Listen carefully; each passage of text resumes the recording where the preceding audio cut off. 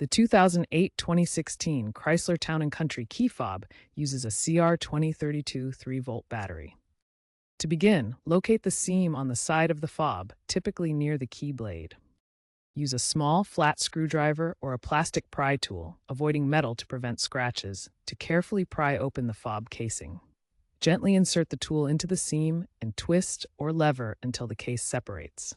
Work your way around the fob to fully open it. Once open, you'll see the battery compartment. Note the battery's orientation. The positive plus side typically faces up.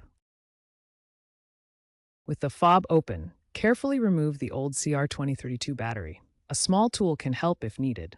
Install the new CR2032 battery, ensuring the positive plus side is facing the correct direction as noted earlier. Once the new battery is in place, snap the key fob case back together, pressing firmly until it's fully sealed. Test the fob by pressing the buttons to ensure the keyless entry and other functions are working. If it doesn't work, double-check the battery orientation and that the battery is fresh with voltage greater than 2.8 volts. Corrosion on the contacts could also be the issue.